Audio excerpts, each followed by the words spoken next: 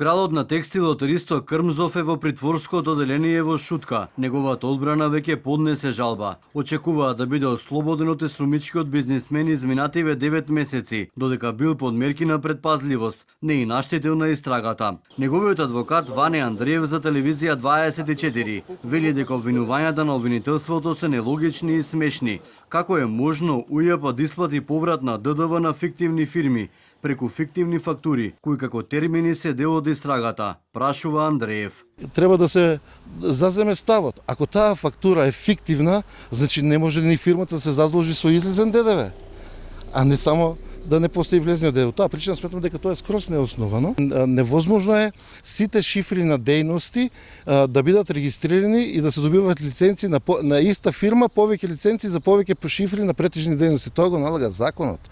Не е тоа по желба на Крмзов како што го наведуваат. Адвокатот Андреев вели дека обвинувањата за незаконски поврат на ДДВ со суми над 38 милиони евра се неосновани. Да беше така, фирмите на Крмзов ќе беа меѓу топ најдобрите во светот. Фирмите на Крмзов имаат некаде околу 25 милиона евра кредит, кој што го враќа.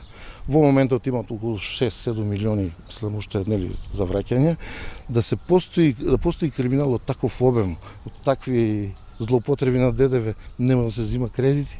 Од обвинителството за организиран криминал и корупција на вчерашниот брифинг со новинарите, кралот на текстилната индустрија Ристо Крмзов го обвинија за епски криминал, со најголемиот финансиски скандал во Македонија, како што посочија, оштетен на државниот буџет за над 90 милиони евра. Дел од фирмите биле наменски формирани за незаконски поврат од државата со фиктивни купи-продај недвижнини, а осомничените вработени во УЈП замежувале пред криминалот. Отворена истрага за злосторничко здружување на 23 физички лица, 15 фирми и 8 инспектори од УЈП. Обвинителството веќе побара да се замрзне дел од имотот во сопственост на фирмите.